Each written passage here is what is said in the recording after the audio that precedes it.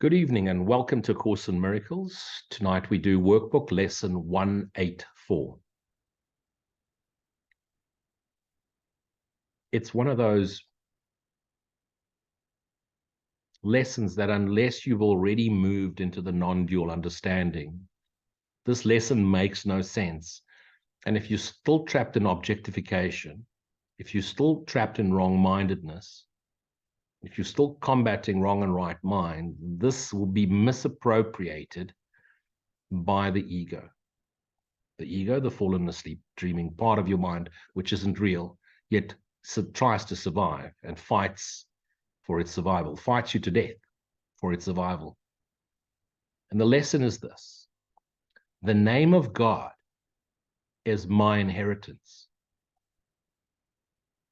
Now, last night, lesson 183, we already established that although we give God many names, God, Brahman, the Tao, Krishna, Jesus, or whatever names we give to it, I am, Great Spirit, Supreme Being, and of course in the Judaic tradition, 72 sacred names of God. God has no name. In our experience, the knowing of God, in our human body-mind experience, the knowing of God is knowing the eternal silent stillness of the here and now. The eternal silent stillness. Silent stillness, the gap between the sounds, the gap between noise, the silent stillness, which is all-pervading, the silent stillness in which everything appears, the universe appears in silent stillness, the universe, the mind, the activity of the mind of the dreaming Son of God. Now, when we grasp onto this, like I've said before, I cannot teach you my knowing. I can share with you my understanding, which is a concessionary explanation of the knowing. The minute I bring it into word, the true knowing is lost. Be myself knowingly. To be myself knowingly means to be aware of the awareness, the silent stillness awareness, silent stillness I am. Silent stillness awareness is God. It's the energy force, the life force, the Tao that travels through everything because everything's in it. So another way to say the sentence would be, silent stillness is my inheritance. And what is another, through our own body-mind activity, what is another way to say silent stillness? Peace. And how can joy exist unless there is peace? So the infinite lightness of being, the joy of being, is established, is rooted in peace. And so peace is my inheritance. And from peace moves the eternal stillness, I know that sounds paradoxical. For it, silent stillness is everything but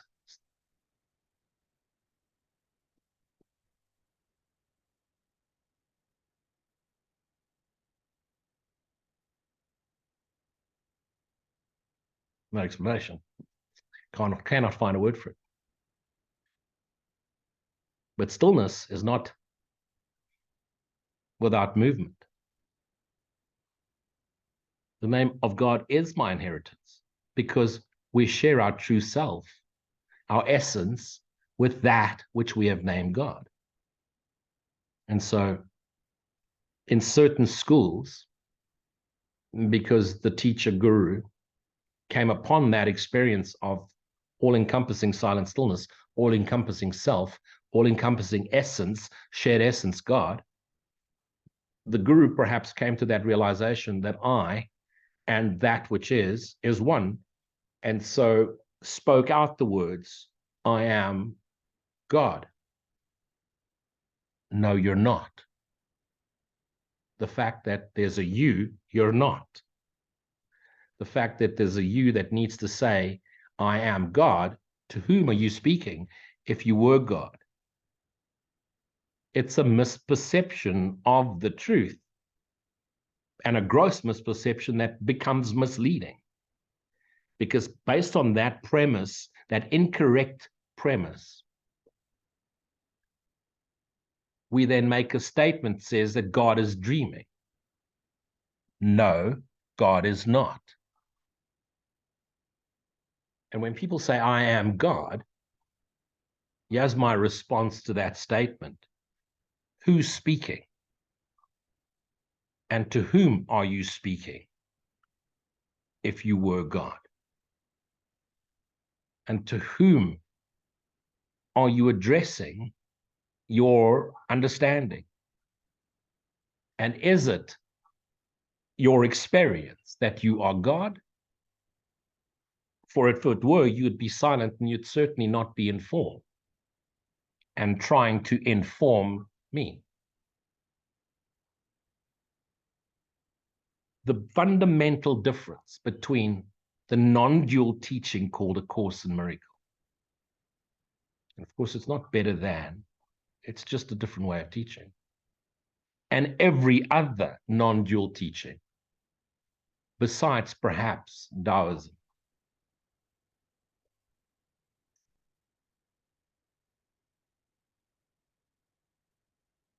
is that this course teaches us the story, the principal story of the Son of God. The Son, the extension of God's source energy, extending eternally here now, and that extension is the sonship. And one aspect of the sonship, one aspect of the eternal light of awareness, one little cell of light, fell asleep, dreamt up the whole universe. One Son of God asleep. It's not the whole sonship asleep. Don't make that mistake. And so now you think of yourself as an aspect of the sonship sleep. No, you're an activity in one son's dreaming mind. How many sons of God are there? Infinitum, forever. It's the eternal extension of light. Light could be perceived as light cells ever extending. One light cell is sleep. And in that one light cell, which is infinite power, each light cell has the exact same infinite power as its source, because what one has, all have. What's given to one is given to all. Having and being are one and the same. In one light cell, an entire universe appeared as an activity of that light cell, that Son of God's dreaming mind. Each light cell is a sun because it mimics, it's a reflection of source, which is mind. Mind, spirit, source, God, same thing. And so we speak in symbols. We have to tell stories, concessionary stories. Father and Son, source, extension, Brahman, Atman. Father, Christ. One shared indivisible being. At the core of that being is its source, Father. And as the Father extends and creates the Son extends like the Father. But the Father is not created by the Son. Because if the Father was created by the Son, then the Son would be the Father, and the Father the Son. Confusing? Absolutely. You are not God. And you never will be. But the extension thereof, the extension of God's essence, the extension of God's love, most definitely. And therefore, as an extension, your essential essence, your nature, your inheritance is the same essence, inheritance as the source's essential nature. Your inheritance is love, for want of a better word. Limitless, unconditional acceptance of the extension energy you are. We live by symbols. We have made up names for everything we see in our dreaming mind. And each aspect of our fractured self, because what you look upon is a part of your fractured self. The entire universe is your collective self, our collective one holy self. And so each thing you see is a different cell in your collective dreaming mind, and you've named each one of them. You see each one of them as a separate entity. It's like the eye saying, this hand is not mine, because I see it outside my eyes. And so we identify it, hand, and then we go further, fingers, and then nail, and then skin. We've got to split it up. By this, we carve it out of unity. one indivisible body, in one indivisible universe, in one indivisible God. By this, we designated special attributes and set it off from other things by emphasizing the space surrounding it, the space in which it appears. There's the clue.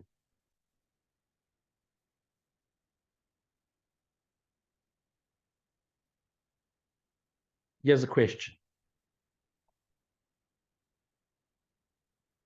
If you were to explain the truth to anyone, what words would you use to explain the truth as you know it? How would you explain space to someone who has never had a concept of time and matter? How would you explain matter to someone who's never had a concept of space and time? This space you lay between all things, to which you give different names, all happenings in terms of place and time, here and now, here and there. Time, the illusion of a fractured dreaming mind,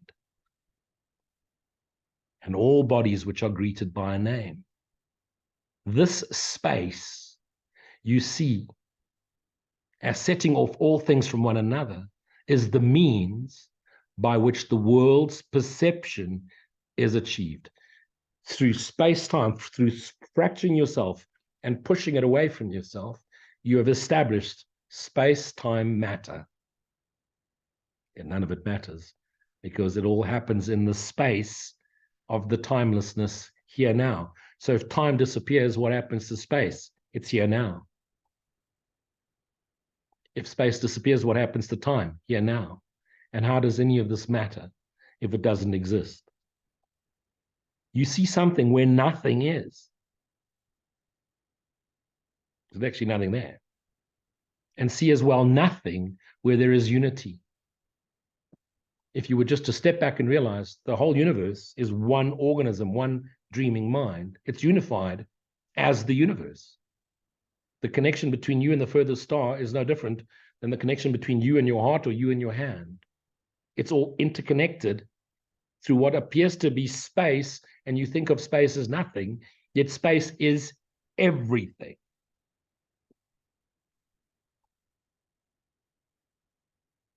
So we see something where there is nothing, and see as well nothing where there is unity, a space between all things and you. Thus do you think, and there's the problem, think that you have given life in separation. And by this split, you think you are established as a unity which functions within an independent will. And that's a lie. The only will you have is God's will. And God's will is that you recognize our one indivisible shared being. And even being is a concession. One indivisible shared essence. Perhaps more accurate, but nevertheless the same. What are these names by which the world becomes a series of discrete events, of things ununified, of bodies kept apart, and holding off bits of mind as separate awarenesses? Can awarenesses exist? Can we have different awarenesses? If everything happens in awareness, if everything that seems to happen appears to happen in awareness, can there be a different awarenesses? The awareness of the body-mind is an awareness of illusion. The mind which is conscious or unconscious becomes conscious of itself, and as it becomes conscious of itself, it rises in awareness until you have conscious awareness, and then the consciousness dissolves, and all that is left is awareness. And what is awareness? Spacelessness, timelessness, the limitlessness of that which is the name, which cannot be named. You gave these names to them, establishing perception as you wished to have perception be. The nameless things were given names, and thus reality was given them as well. Now, let's go back again. You see something where nothing is, and nothing where there is unity, one indivisible universe. By the split, we think we have established a unity within ourselves, which then acts as an independent will. So through separation, you try and find unity. So what's the natural conclusion thereof? Then you've got to go and find groups and group together and form a culture. And what happens to a culture? It becomes a cult. And what are these names? But solidifying of our belief in separation. Tree, mountain, river, lake, ocean, body, sky. One indivisible whole, no. And then we can't just leave it at tree. We've got to give the tree a name and every other tree subsequently. And trees got to be split into leaves and fruits and roots and bark some more. So by giving them these names, we establish perception. Perceiving, perception, pre-seeing. We've established it in the mind, and what we see is the effects of our split off, fractured perception. White light goes into a prism, splits off into beautiful rainbows. And what do we love? We love the colors. So we give each color a name. And then we want the peace of the white light while we're trapped in the excitement of the colors. And yet where there's excitement, there's a high, there's a low. See, we want the peace of God, but we want it our way in the illusion. Give it up.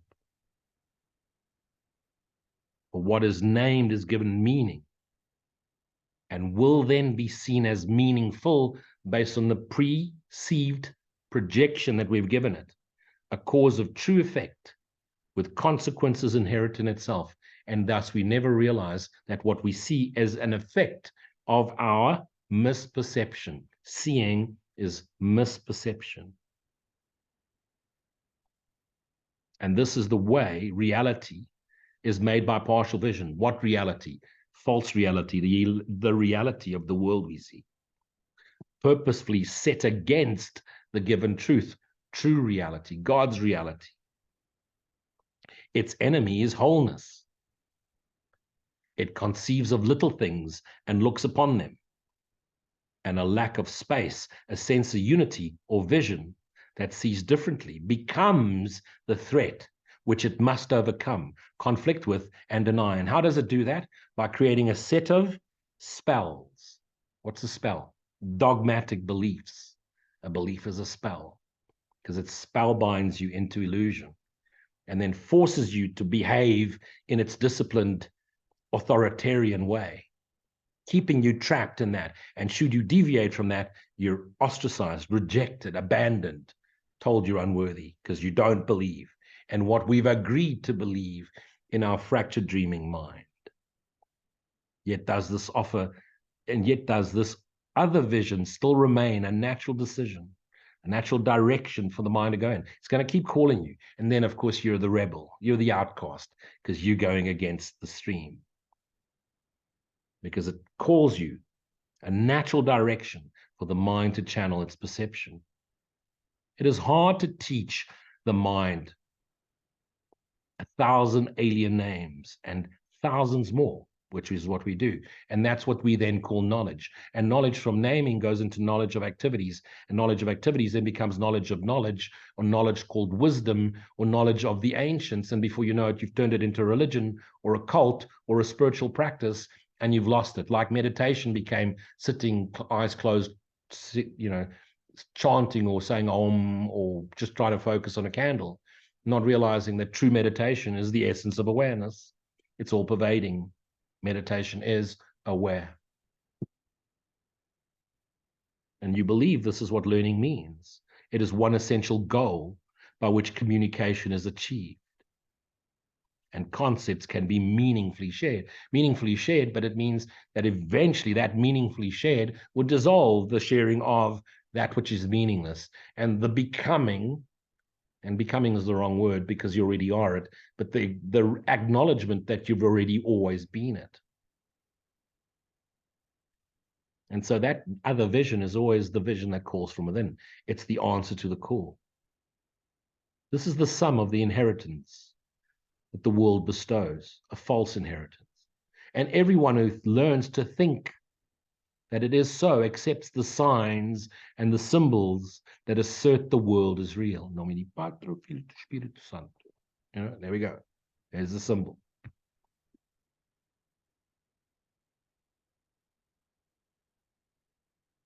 Let that sink in.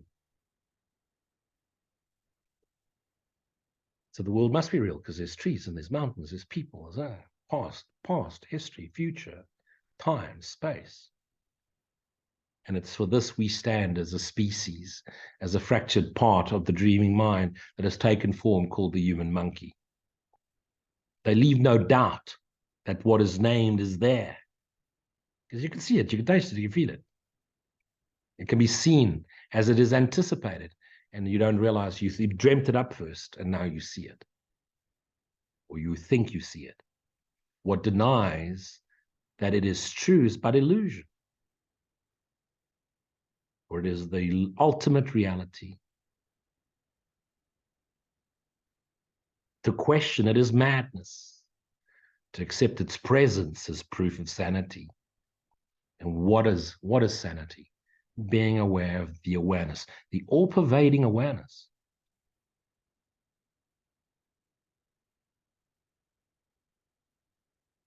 The essence of it. And there's no name for essence. It's the breath itself. Such is the teaching of the world. It is a phase of learning everyone who comes must go through. Because you first got to objectify, identify, learn, only to be disappointed by what you've learned, by what you've objectified, by what you've desired, because it never leaves you permanently at peace. And it never gives you the eternal joy you seek. So disillusion must come, disillusionment, losing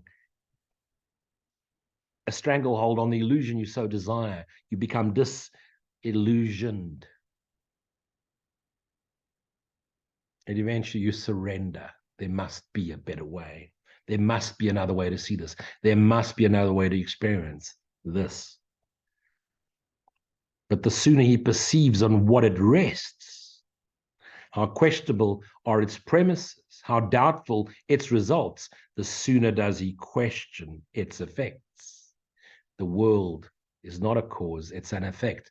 What is the cause? My fractured dreaming mind that remembers not itself and thus its source. Learning that stops with what the world would teach stops short of meaning. In its proper place, it serves but as a starting point from which another kind of learning can begin. A new perception, a new world perception, a new way of seeing can be gained because we need perception symbols, people, places, things, and events in order to realize what we are through the experience of what we are not, neti neti. And all the arbitrary names the world bestows can be withdrawn as they are raised to doubt. And what's the next step? Be still. Think not you made the world. You, I, did not make the world. But the I that dreams us up made the world. And what we've become co-creators on, the spiritual co-creators. As a true son, awake in God, you are a co-creator. What do you create? The extension of what you are, extending as God extended you. Light. But while we dream, we co-create with our dreaming mind. And what do we create? Illusions. Illusions, yes. But what is true in earth and heaven is beyond your naming. What is possibly true on earth? What is the one truth you could share while you appear in body on earth? What's the one thing you could say that is true here? You ready? Here's the answer.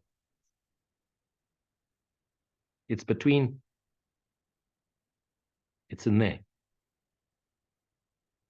There's the truth. It's that shh sound.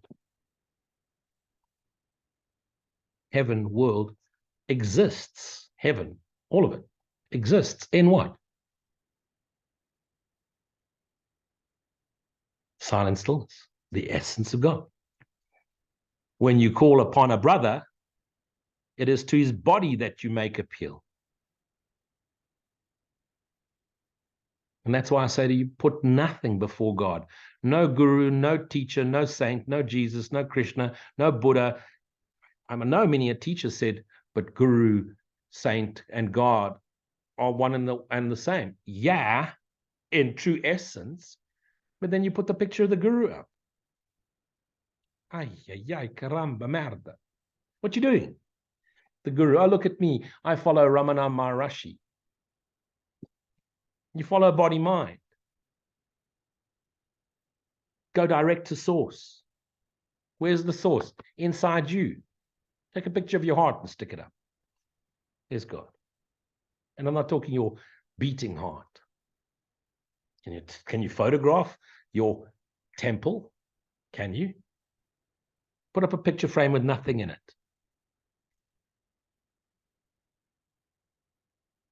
One does it, they all do it. It's cool.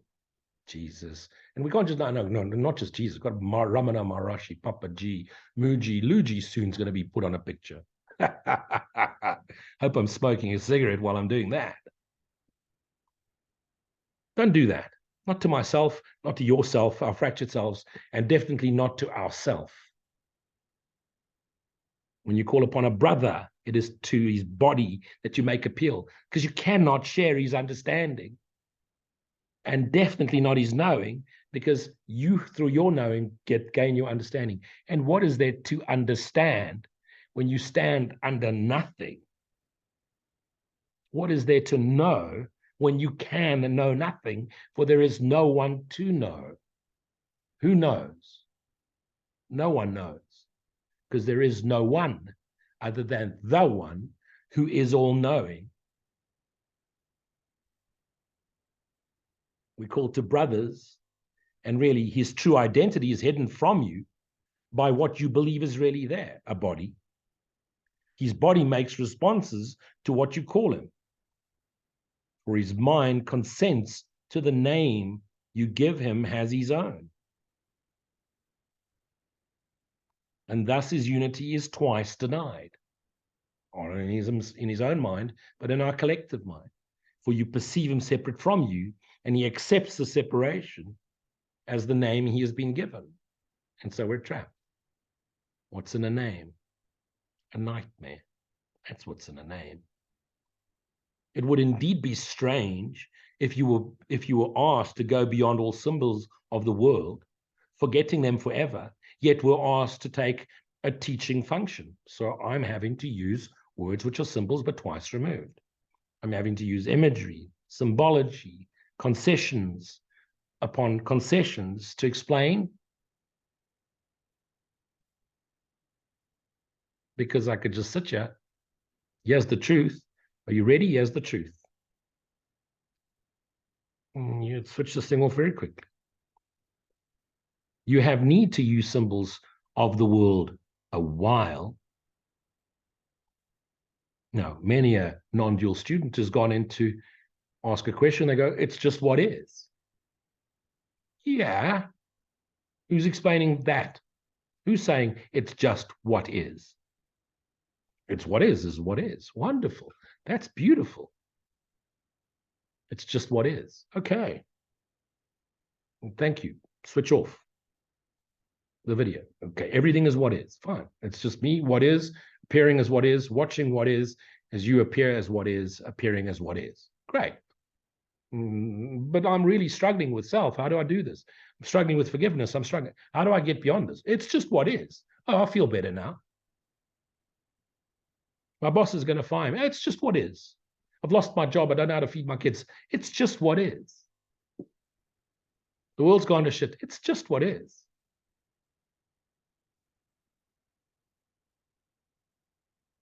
Horrible people are doing horrible things to the world. It's just what is. You got to get vaccinated. It's just what is. Quite a lot of good that's helping. Use your words. to convey your knowing. But don't regurgitate the guru just because you read some books. You know not what of you speak. So the guru said he is God, and now you stand in front of people and say you're God. And 10 minutes ago, you were criticizing the world, complaining about your life. You're miserable, tears on your face, but you say you are God. Does God cry? Does God speak? Shut the fuck up. Really, shut the fuck up. That is the same as saying, be still and know I am. So that's accurate too. Shut the fuck up. It's just what is. It's not really swearing. It's just what is happening as what is. How many of your horses ask your whole life?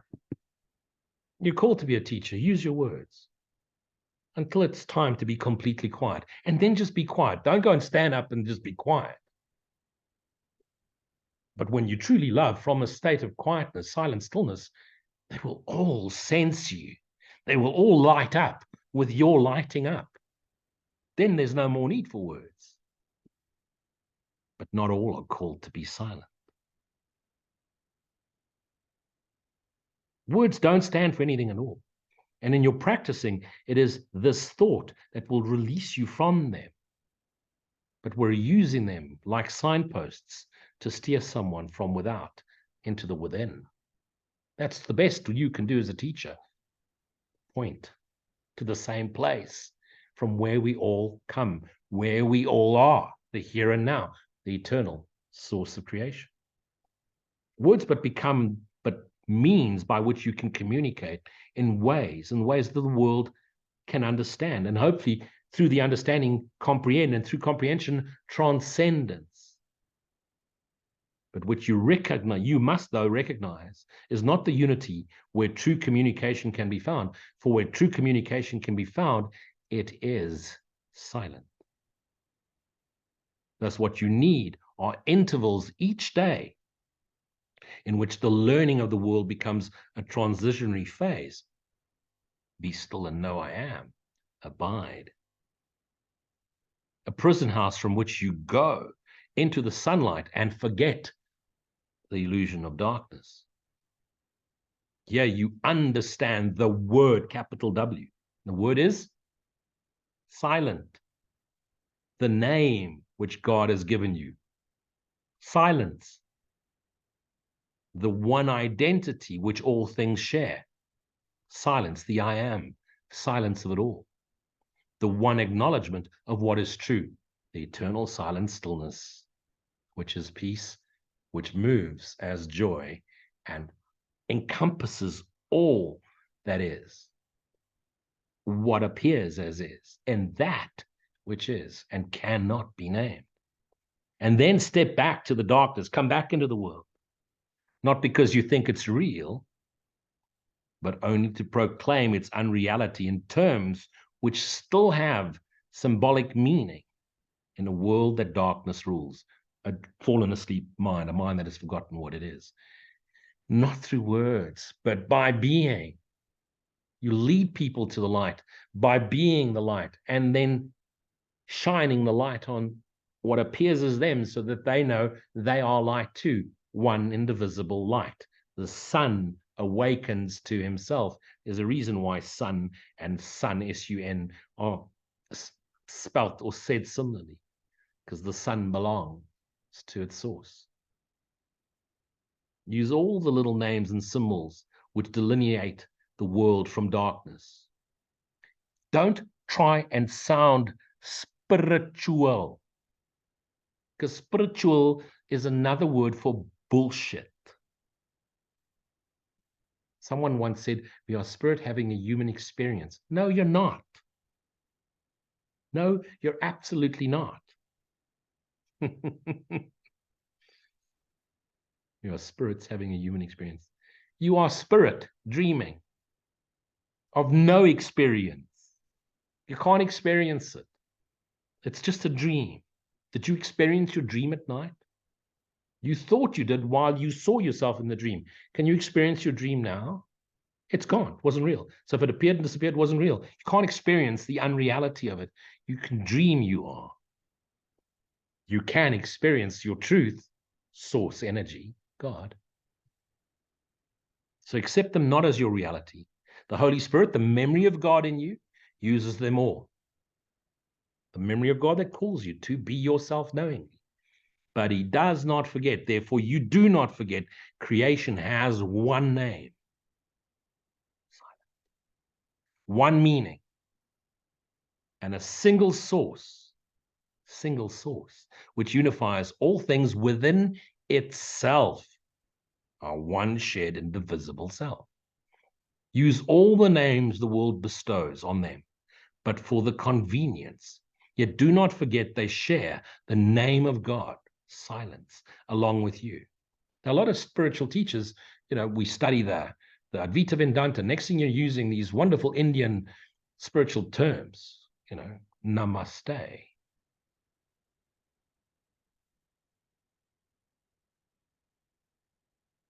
And we sound so spiritual. Maya, Guruji, Jnani, Bhakti, Brahman, Om, Shanti, Om. Speak to people in the language they understand. En as dit Afrikaans is, dan praat jy Afrikaans. Daar is nie 'n om nie. 'n Om is 'n oom, en 'n oom is an uncle, and an uncle, yeah, is an illusion. So stop trying to sound spiritual, trying to look spiritual, dress spiritual, act spiritual. Bullshit. Be yourself authentically. Just as you are.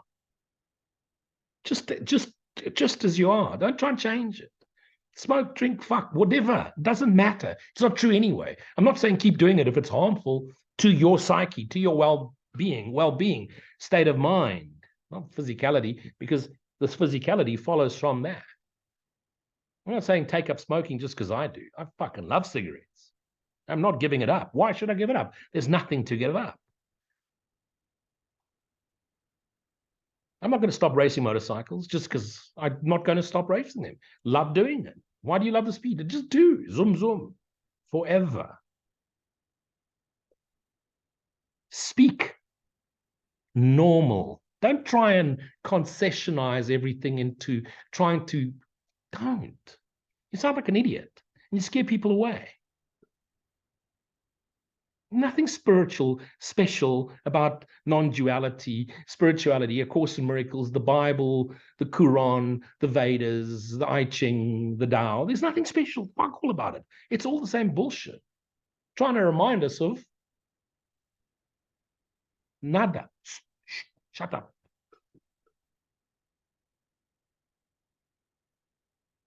And there's books written, the 72 Sacred Names of God. What the fuck? They're just symbolic principles of the essential quality that brings us to three qualities: silence, peace, the movement of silence, joy, the acceptance of all of it, love, unconditional acceptance. What do you call God? Call him Father if you want. Call him Mother if you're that way inclined. Call him Brother if you want to. Say Om. But God has no name. Irrespective of who said what book wrote what 20,000 million years, it means nothing. God is the eternal essence, which encompasses everything, the space between the space, and in between everything, and inside that which is timeless spacelessness anyway. And when someone says something stupid, say, is that in your experience? Or if you just read it and you're regurgitating it because it sounded cool because you couldn't quite understand it, but it sounded like shoo wow. And that mushroom you just smoked just made it feel better. And yet God's name becomes the final lesson, that all things are one indivisible, silent whole. And at this lesson does all learning end, because learning is just remembering the silent stillness is all-encompassing, is all there is. There's only one God. God is all there is. All the names are unified. All space is filled with truth's reflection. Every gap is closed and separation healed, because that's what we're healing. The idea that you are separate from the one indivisible whole. The name of God is the inheritance he gave those who chose the teaching of the world to take the place of heaven, silent stillness. In our practicing, our purpose is to let our minds accept what God has given as the answer to the pitiful inheritance we made as a fitting tribute to the Son he loves, the Son we are, the one collective Son. We collectively are one as an extension of that which is one indivisible God. One. No one can fail who seeks the meaning of the name of God. But you'll get to the end and you realize there's no meaning. It's just all-encompassing. That's what it means. One indivisible, all-encompassing essence, energy, the eternal now, limitlessness forever. Experience must come to supplement the word. But first you must accept the name for all reality and realize the many names you gave its aspects have distorted what you see, but have not interfered with truth at all. They're just little orange sunglasses that you're now going to take off, and the snow is lily white. One name we bring into practicing, one name we use to unify our sight, and that name, by whatever name you want to give it, to me it is silent. And so we use different names for each awareness of an aspect of God's Son. We understand that they have but one name, which he has given them all. It is this name we use in practicing. And through its use, all foolish separations disappear, which kept us blind. And we are given strength to see beyond them, beyond the filters, the all-encompassing oneness of it all. Now our sight is blessed with blessings we can give, because we can only give what we receive, and we can only receive what we have, and having and being as one. And so to give is to receive, for it is all one unified oneness, the infinite lightness of being. And so take a deep breath and close your eyes and follow the words within your heart that state, Father, our name is yours. In it, we are united with all living things, and you, who are their one creator. What we made and called by many different names is but a shadow we have tried to cast across your own reality, and we are glad and thankful we were wrong. All our mistakes we give to you, that we may be absolved from all effects our errors seemed to have. And we accept the truth you give in place of every one of them. Your name, the silent stillness, the infinite lightness of being, is our salvation, an escape from what we made or thought we did. Your name unites us in the oneness, which is our inheritance and peace. Amen. Amen. Amen. And amen. And so be it. Namaste. Thanks for joining me.